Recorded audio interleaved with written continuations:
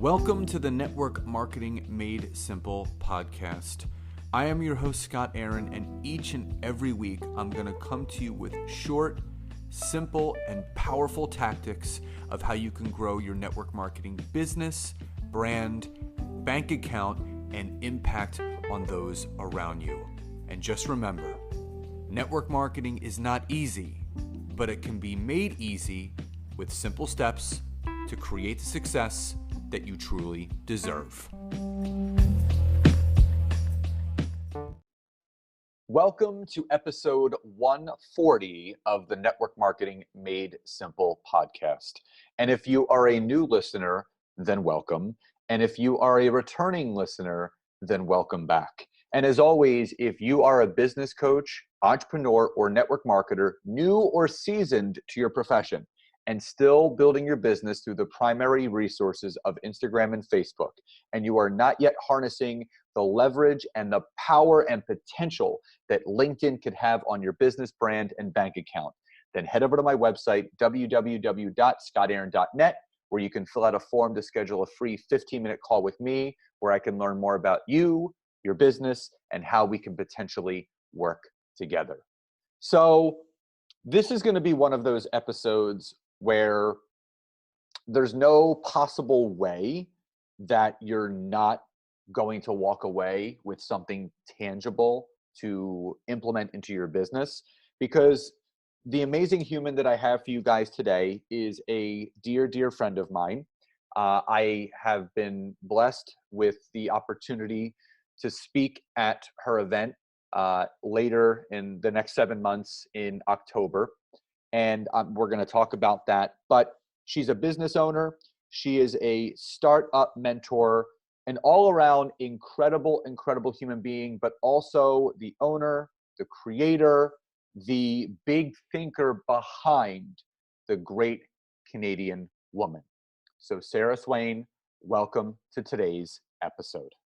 Wow. Thank you so much for the intro, Scott. I'm so jazzed to be here. Well, I'm jazzed that you're here too, but more so, I know my listeners are going to get so much from this. So before we talk about all the incredible things that you're doing, if you could, I know this is just like this is compartmentalizing and putting into a little tiny box, but who is Sarah, and how did you get into what you're doing now? Because I really feel that everyone takes this interesting path in life where it leads them in a certain direction to doing what they're doing right now. But if you can go back before we can go forward, just do a little introduction of who you are and how you got into what you're doing. Yeah, absolutely. It's been an interesting journey to get to where I am today. But I followed the breadcrumbs, and I'll explain what I mean by that. I came out of high school, I think, like so many people, and just kind of thought I'd throw some spaghetti at the wall and see what stuck, because I really had no idea what I wanted to do. I thought I did, but I think back to my 17-year-old mind and think you really had no idea where you were going. And I went to post-secondary school, went to university. I tried the college thing. And after taking things like journalism, business administration, political science, I ultimately graduated in police foundations of all things. So that's essentially law enforcement. I had the dream of becoming a police officer. And what that did was actually got me into the world of retail, funny enough. And in retail, I went into the security side of things. A lot of people actually don't know this about me, that I used to be undercover security. I used to like bust shoplifters for many, many years. And it took me on this wild, unexpected career path because I had just jumped into that sector just to gain experience, experience with the criminal code, with the law, working with local law enforcement officials and all of that stuff, because I thought that I could take that into my future policing career. But I stumbled upon an unexpected career in retail and was there for over a decade, climbing the ranks at lightning speed in just about any sector you could think of, both in store, in the field, and in corporate. And all of a sudden, 10 years later, I'm 31 years old, and I had this, I don't want to call it a midlife crisis because it's so cliche, but I just had this moment of like, how the heck did I get here? Because it was something I completely wasn't expecting at all to be doing with my life. I was very successful from the outside looking in. I had a great salary, met a wonderful man who's now my husband throughout my career, and had the home, had the paid vacations, so the salary, the benefits, the pension, all the things that we're taught that we are supposed to have or should have in order for us to be considered a successful human being in our lives. And it was that exact word that I really started to challenge, was the word success, because although everyone was telling me I was successful, I really didn't feel like it. And I had to sit long and hard with what, if all of a sudden I came to the end of my life and I thought about, like, do I actually feel like I lived a successful life? The answer was no. So I asked myself what I needed instead. And in order for me to feel successful, I needed to feel fulfilled in what I was doing. And although I had a fabulously, uh, you know, just skyrocketing career, I didn't feel fulfilled in what I was doing.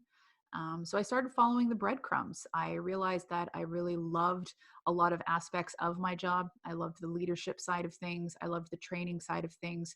I loved the empowerment that I was able to give to my team, to my employees, to help them grow and catalyze their own careers. So there was a lot of things that I was picking up on that I really loved. And it dawned on me one day that I was just simply operating in the wrong container. And in a moment of courage, and I hope that everyone listening really understands that this was a moment of courage, that I made the decision after taking a leave of absence to really just figure out what the heck my next move was going to be.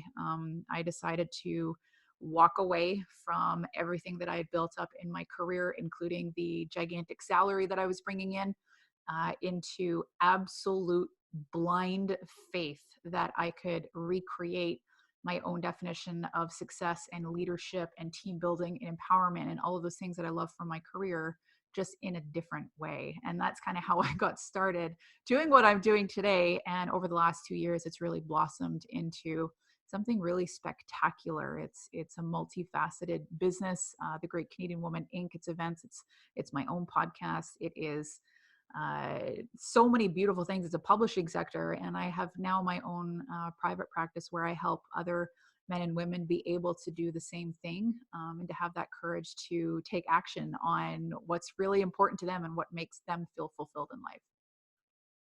So, I mean, you're doing so many incredible things, and throughout these last few years, what would you say was the most unexpected victory or lesson that you learned that totally caught you off guard or you totally did not expect? Oh my gosh, that's such a great question. I think probably the biggest thing that was very unexpected for me was the willingness in people to trust in my leadership, because I was so convicted in what I was doing. And as a startup company, as a startup business, we can feel really shaky in what we're doing, and feel a lot of hesitance in the steps that we're taking forward. Um, but deep down, I had this wild sense of trust that I was onto something. And what really just, and it still takes me back today. I was actually just talking to a friend about it. What still takes me back today is the amount of people that just absolutely rally behind you when you start making decisions for yourself and your future. Those people don't necessarily show up right away, but the deeper you stand in what you believe in, the more you stand in the direction you're going, the easier it is for people to get behind you and what you're doing and what you're creating.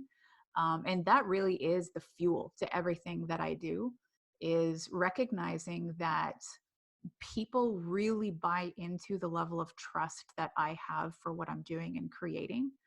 And knowing that I have just a huge community of people behind me every single day, in those moments of self doubt that I question things and I wonder if, I've completely lost it and what I'm creating here.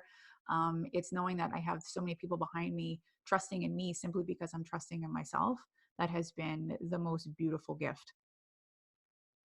So, 2019 was a pretty epic year for you, Mhm. and obviously 2020 is is off to an even more epic start.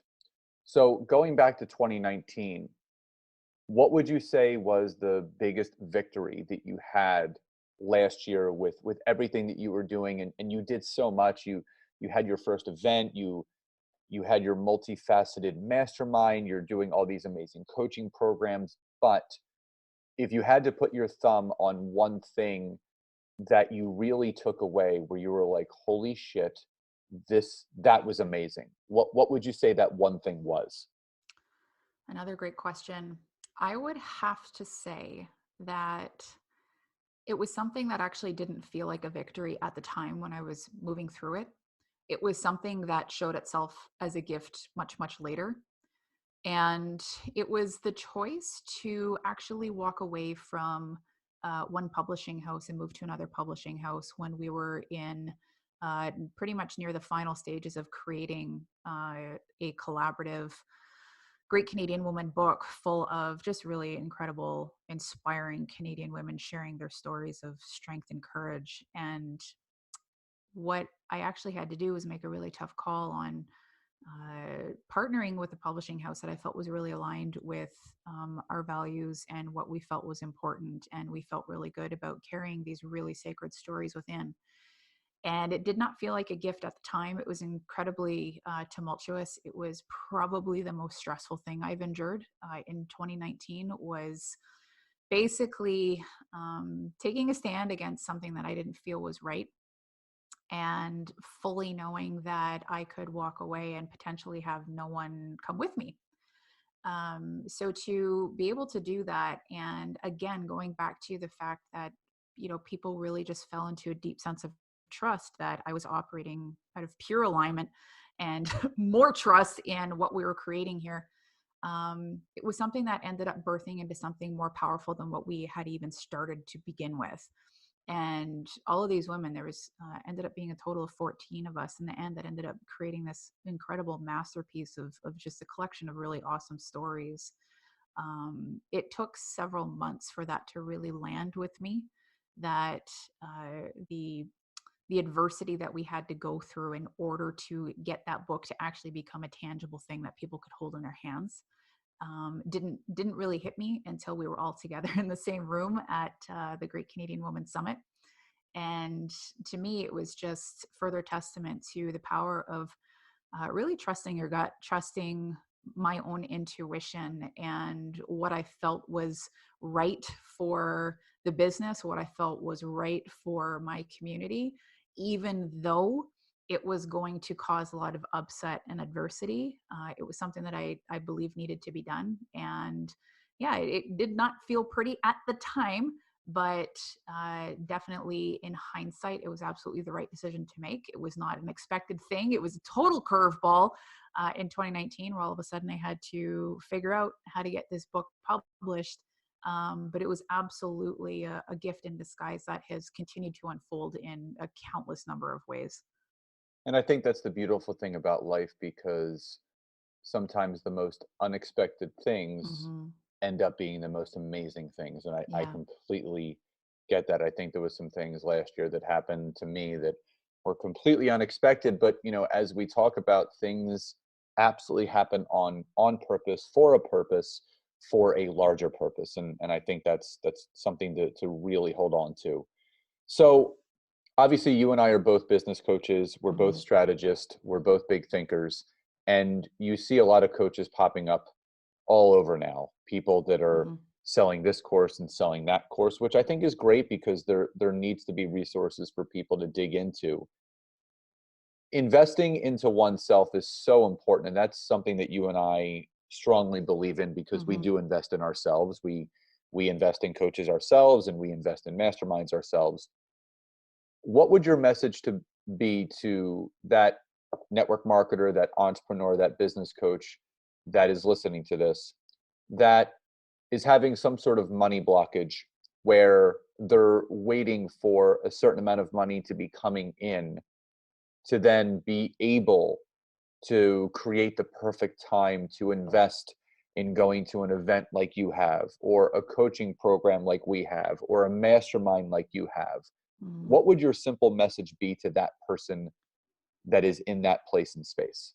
Yeah, simply put, I think it's, I don't know whose quote this is, but it's the whole idea that what got us here isn't going to be enough to get us there. And so maybe you have done everything you can to be able to get to where you are today. But there is a point in time where you have to put that investment down in order to gain the help, and the support and the guidance, the knowledge, the expertise, and sometimes even it's just a different perspective that a coach can offer you that opens up an entirely new portal that wasn't available to you prior to you making that investment. Because to me, investing in myself, I look at it as a gateway. Every single time I'm at a point where I either need to learn something new, freshen my perspective, grow my business, scale my business, whatever level it is I'm coming up against. It's the same for me. I say, okay, well, everything that I have done up until this point has got me here. I'm super grateful for that. Thank you so much. It's now time to make an investment so I can open up another gateway, into an entirely new world of possibility. Because the history is there. If we look back on it, every single time we have said yes to ourselves. And yeah, it does feel scary sometimes to put a little bit of money on the line to be able to open that, but thank God I did. Like every time I come up on something, it's like, thank you, thank you, thank you. I'm so glad, because it just opens up an entirely new world that we simply don't have access to if we aren't opening ourselves up for learning, and bringing people on board to help us, or support us in our journey. I think that's so important because I made a post, often last year and even this year, is the importance of investing into oneself, because that truly is, the best investment that anyone can make. And Hmm. and I know that, obviously your demographic is mostly women, and Hmm. even more niche is Canadian women. Hmm. And I want to talk about the rise of the great Canadian woman, because it was something that you and I talked about. It was really interesting. You and I did a Facebook Live during the holidays last year, and you spoke about, and it was really interesting. You spoke about how for a Canadian woman to make it, and this was really interesting. For a Canadian woman to make it, she needs to get out of the country and move to the United States. Hmm. That is quote unquote making it Yeah. for a successful Canadian woman. And your belief is no, Hmm. you don't have to leave Canada to be a successful Canadian woman. Yeah. You can be successful in Canada and be a Canadian woman at the same time. So talk about, first of all, the theory of that and the history behind why a lot of Canadian women feel that for them to be successful, they got to get the hell out of Canada. Yeah, it's so interesting to me. I was down in Southern California at an event and just bumped into literally hundreds of Canadian women. And it really just dawned on me, this is prior to me even starting the Great Canadian Woman, that there's so much talent in Canada. But it's almost like people are fleeing, to not be associated with being a Canadian, because there is this stigma out there that, Canadian content or Canadian talent is of lesser quality. And I mean, I'm sure there's a number of reasons for that. Perhaps it's our television programming that's kind of got um, that vibe about it, where it's lesser quality. The budget is in fact lower, so it's going to be, less entertaining or less exciting to watch and to be a part of. But to me, there's so much talent, and anybody listening, just do a quick Google search of Canadian, music artists, and chances are the majority of people that you see on that list, you're probably going to be really shocked that they're actually Canadian. It's because their Canadianism isn't advertised. They get sourced here, they get moved down to the States, and that's where their career starts and really blooms and blossoms into something magnificent. The reality is there's so much great talent here, but we're kind of getting lost on the international stage. And a lot of it does have to do with Canadians simply just being so overly humble. I would say humble to a fault, to the point of being way too quiet about the things that they're actually really great at, and just not feeling maybe confident or courageous enough to make a lot more noise about what they're doing, and to feel that they can speak confidently about all the things they're creating, all the people that they're helping, the products, the services, anything that they're birthing out there. They're allowed to speak proudly of that without being arrogant. And I think that there's a strange blurred line here that people sometimes concern themselves with. So the Great Canadian Woman was really initially started just as a podcast to start highlighting, start giving a platform to some of the really rad Canadian women up here, just doing awesome things, whether it's in business or in life. Sometimes the episodes were simply a powerful story, a powerful share from a woman right here in Canada. And what that started to do was open up everybody else's eyes in Canada that there's a lot of really incredible people doing incredible work, and sharing really powerful messages. And we get to start paying a little bit more attention to that, and making a little bit more noise. So that's really how it all started, and why I felt so passionate to share it, because it's not that Canadian talent is any better than any other talent anywhere in the world. It's just that Canadian talent was kind of getting lost in the mix, if that makes sense.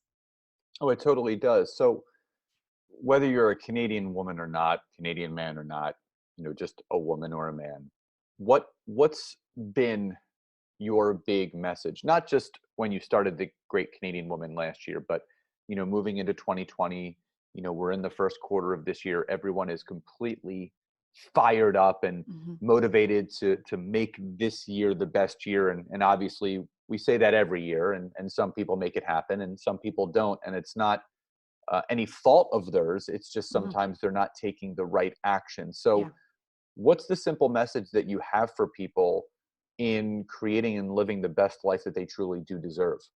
I think for me, it's something that I talk about quite often with my own clients and community, is that there is a difference between being motivated and having the necessary discipline to be able to show up even when you don't feel like it. And I think that a lot of us, and I catch myself in this sometimes too, where it's like, oh, I'm just not feeling motivated today. And I remind myself that, of course, I'm not going to feel motivated all the time. It's almost crazy to put that expectation on ourselves that we're just going to be super jazzed and lit up about what we're doing all day, every day, 24/7. I mean, in a perfect world, right? So to me, there is so many great things out there being birthed and put out into the world, all over the world. And it's one thing to launch because that motivation's there. We're really capitalizing, I think, on like a universal energy right now that's giving people so much courage to just start. I really want everybody to really just check in with themselves, and really commit to the long game. I think is probably my biggest message. Commit to the long game, instead of playing for the short wins.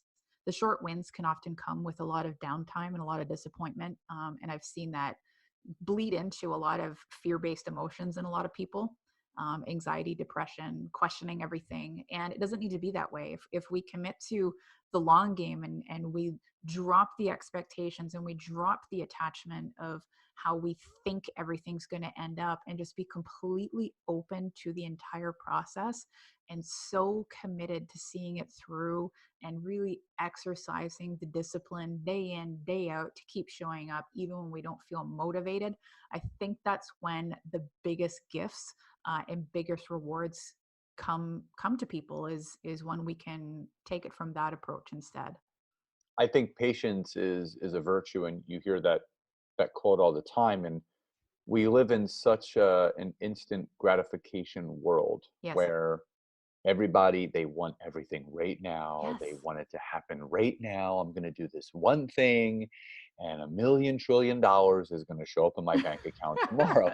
Wouldn't And everybody then? yeah, I mean, look, Yeah. that would be great. But I think, and I use this quote often, and I tell people all the time, those that take the easy road will live and create a hard life, but those that take the hard road will create and live an easy life. Mm. It's about the long game, just like you said. It's about taking your time, being patient, and doing those things each and every day that not only is filling your cup first, but enabling you to fill the cups of those around you. Hmm. So, what do you think is the biggest, I don't like using the word problem, but what do you think is the biggest distraction right now in, 2020, being that digital marketing is still growing, social Hmm. media is still growing, there's comparison, there is all these negative thoughts and disbeliefs that we have about ourselves. Yeah. But what do you truly feel is the biggest distraction that is keeping people, or um, making them swerve off of the path that they're on to creating that life? What would you say is distracting people the most right now? Oof. I mean, aside from everything that you just said about, self-doubt and questioning what the heck we're even doing, I think this may be a bit of an unorthodox opinion, but I think possibility is actually what is distracting people the most. And what I mean by that is it's beautiful that we literally have possibility. Anything is possible. We can create whatever we want. We can set out to achieve whatever we want, and that's awesome. Where it becomes an issue is when we aren't firmly rooted in what's really, really, really important to us, and the idea of what else is possible and becomes actually detrimental to our forward movement. We kind of fall into that shiny object trap where we start moving in one direction, and because we aren't entirely clear of where we're going, we're not entirely clear on why we're doing it, we're not entirely clear on who we're even doing this for, it becomes way too easy for people to say, oh, what about this thing over here, oh my gosh, that's also possible too. And, with all the information and knowledge at our fingertips, whether it's in books or live events or in our mentors or in podcasts, if we're not firmly rooted in what we are doing and where we're going, the whole world of personal development can open up this like possibility portal that can suck us into a million different directions or a million different ideas, and takes away from focusing on one thing at a time, executing that one thing really, really well, becoming a master at something that we're really passionate about, and really creating a proven track record for ourselves that we can continue to put people into that pipeline. When we sporadically choose a million different things at once, it dilutes our overall message. It dilutes our ability to be able to reach the people who actually do need our help with the thing that we should actually be focusing our attention on. And it ultimately creates something that is of lesser quality than what we're truly capable of creating and achieving. So I would absolutely say that the idea of possibility and the shiny object syndrome is hands down probably the biggest distraction out there these days. And I forget who the quote was by, and but it was an actress back in the day, and impossible also stands for I am possible. I forget who Yes. the woman was. It'll come back to me. But if you don't believe something is possible, and here's my big thing: what you believe in, whatever thoughts you have, that's what's going to be. Yeah. If you're telling yourself, I don't think this is possible, I don't think I'm capable, I don't think I can make it happen, well, guess what? It's not going to It's happen. not gonna. It's not going to be possible, and you're not Mhm. going to be capable. It's, entrepreneurship, or life itself is very invisible. It's very invisible. Your thoughts are invisible. They're just ideas in your head. And then you have to put some stuff around it, and structure and infrastructure and the foundation, and then you start building out these things, and then you launch these things, and then they become something. Mhm. And there's an old saying that states you have to see the invisible before it happens. Mhm. And that's so key, because there are so many people that are looking for, the simplistic things, the key things. Tell me how Yeah. to do it. What do I need to do? And it's such a loaded question, because everyone's on their own specific Yeah. journey. They're all doing different things, and my chapter 1 is different from your chapter 4. It's Yeah. everyone's writing their own story. You know Yeah. what I mean? So my question to you is, what is something, if someone is just starting out, or say they're in a really, they're at a roadblock point in their life, they're feeling unenthused, they're feeling, you know, they're just unclear about what the hell they want to do with their life and their business. To keep things in just simplistic terms, Sarah, what is something that someone can do right now to start moving that needle back in the right direction? Yeah, I think it comes back to just centering almost like what you said about what's really important to us. What do we really believe in? What excites us? And that's often a question that I ask my clients or even just anyone that is just in general conversation saying, I'm kind of stuck, don't know what to do next. It's like, well, what excites you? What's lighting you up? What do you get really fired up about? What can you go on and on about and you don't even realize how long you've been going on about this thing? What are some things that you're doing and engaging in when the time is just absolutely flying by at lightning speeds? And what I find happening is that we get so caught up in trying to build a business or trying to advance ourselves with all these other strategies and things that are working for other people and things that we see working really well in other industries. And we try and kind of take this mishmash of all these other things and apply it to ourselves. And we lose sight of what we're actually here to do and what actually lights us up. So just bring yourself back. If you're feeling stuck and kind of directionless or rudderless, bring yourself back to what naturally just lights you up. What do you just so easily believe in without having to add anything else? You just know that this is something that's so important. And then the next thing is just identify what strengths you already have within you. And again, in the world of personal development, it's so easy to feel like we should be doing things one way or we should be doing things another, or I should be doing more lives, or I should have a podcast, or I should be writing more blog entries, or I should whatever. When the reality is that not everybody is good at everything. And if we really need to kind of start over or start from scratch or just reground ourselves, reroot ourselves in what we're here to do, identifying what you're actually really really great at. Maybe it is writing, and in that case maybe Facebook Lives isn't the way you should be going right now, because getting in front of a camera makes you break out into a rash and it's awkward for everybody to watch you and they're not even paying attention to what you say. So it's really important to kind of just drop knowing. It's almost like unlearning all the things you've ever learned in personal development or entrepreneurship, and reroute yourself in those two things. What are you really excited about and what are you really really great at? And start there to build a foundation, and then you can build upon anything you want after that, but you've got to have that kind of rock solid formation to start off from. Absolutely love that. I could not agree more. So let's pivot for a second before we Hmm. start to wind down. This has been one of those episodes where I think I know people are going to have to go back and listen to over and over again.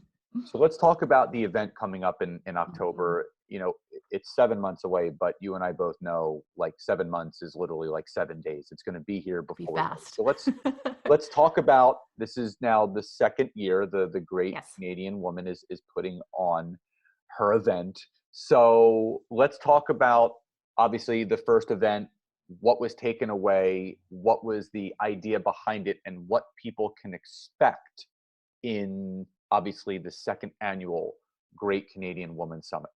Oh, thanks so much for giving me the space to talk about this. I'm so excited about the summit. Yeah, this next one is going to be the second. It'll be my third event, but it'll be the second one branded as the Great Canadian Woman Summit. And there's something about the word summit. There's something about the idea of the strength of a mountain that kind of all ties into the whole theme of what this full weekend event is actually really all about. And it is about raising the frequency of people who attend and get in the room and get in the space. And it's about what happens afterward that is probably the most important. And I think for event goers like yourself and myself, we understand the value and the importance of getting in the room. And it's not just for the purpose of taking away from the content that we're receiving from the speakers. It's about the experience itself and the networking opportunities that come as a result of just getting in the room with hundreds of people. I think that's where the magic really lies. But for the Great Canadian Woman Summit specifically, this is much less of an event that is about me and my business. It's more about me selecting really incredible people, putting a microphone in their hands, and basically telling them to let it rip from the stage. And I think that's what I love the most about this is that I'm super, I wouldn't say picky, but I guess picky is probably the easiest way to put it. I'm picky about who I put on the stage because I'm not all about, okay, well, this person has been speaking for 27 years and they've won speaking awards and this, that, and the other thing. It's more about the heart that's behind the person that is important for me to share with everybody that invests in a ticket to be able to get there, because I think there's a much different transformational experience that occur for people sitting in those seats when the person holding the mic on the stage is speaking from the heart as opposed to speaking from kind of a cerebral strategy type of approach to things. And although the summit attracts a large entrepreneurial base, I think this is what makes it really, really powerful for anybody to attend. And last year we had people attend that were not in entrepreneurship whatsoever. We had artists, we had police officers, we had stay-at-home moms. I mean, you name it, people were coming into that space and finding something to be able to take away that was really, really impactful and transformational for them, that they were able to apply when when they got out of the room and went home and got back to real life and the real vibes of real life. And I think that's what excites me the most about what I know this event is doing for people. It's that change is actually happening when people leave the room and leave the event. It's not something that I want people to just spend their money on, come hang out with us for a couple of days in a room, and then away you go back to real life. I really want people to take what they need from this, really take from the speaker that resonated the most with them, and go back home and do something with that information that really, really landed for them. So I want everyone to understand that this is not just for Canadian women. It's called that, but it's an open event. I Yeah. encourage everyone to. I mean, it's almost sold out now, and we're 7 months away, so it's absolutely going to be sold out. So how can people get their hands on tickets right now, or if not, how can they first start learning about it and you, if they want to connect with you about not just the Great Canadian Woman event, but everything else that you can do to help individuals, live their best life? Oh, thank you so much. The best place for people to find out more about me or the Great Canadian Woman, the event, and everything else we've got going on underneath the banner is head over to the website, www.thegreatcanadianwoman.ca.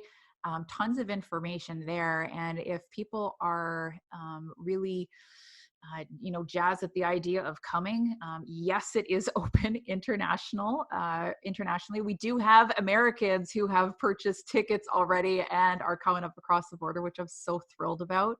And the best way, if for your listeners, Scott, they want to save a little bit of money on the tickets, you have an affiliate link that they can hook themselves up with. Yes, I will. So I will keep that. I will put that in the show yeah, notes, let's get obviously. that in the show notes for them if they want to just save. I think it's 25%. That's pretty rad. 25% off the ticket Absolutely. price. Yeah.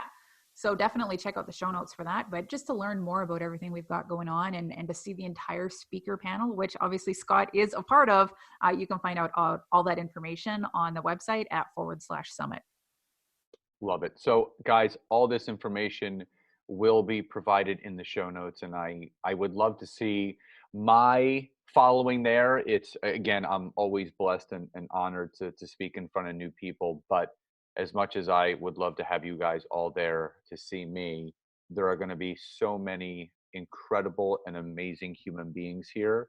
Outside the speakers, you guys all deserve to be just around Sarah, just for a little bit, so you can just soak up her love and her energy, because this event, and it's in probably one of the most beautiful Oh locations my gosh, in yes. all of Canada. I can't It's like one of those places, it's just like Greece. You can look at a postcard and a picture, but it does no justice Yep. until you actually set your own eyes on what you're looking at. So Yep.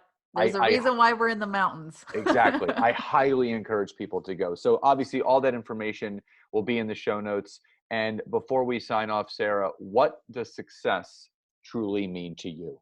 Mm, fulfillment and joy.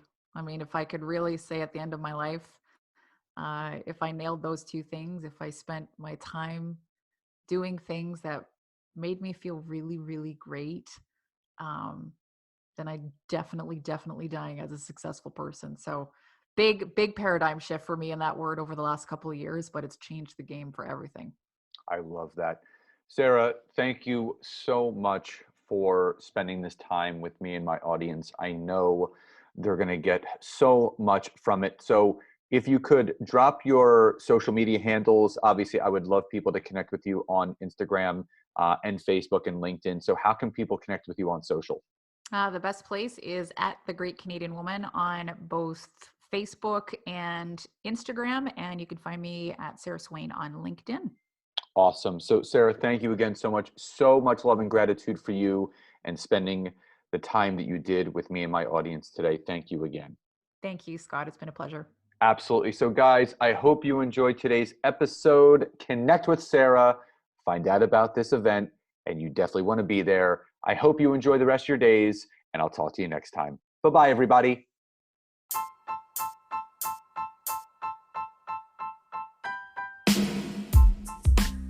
Thank you again so much for checking out this week's episode. And if you can, head over to iTunes, search for Network Marketing Made Simple, leave me a 5-star rating, basic review. I would be grateful for all of the support you guys can give me. And again, if you'd be interested in learning more how to utilize LinkedIn to grow your business, your brand, and your bank account, head over to my website, www.scottaaron.net. Fill out the form for your free 15-minute discovery call so I can learn more about you, your business, and how we can work together. And again, thank you guys so much. Grateful for you all, and I'll see you next time.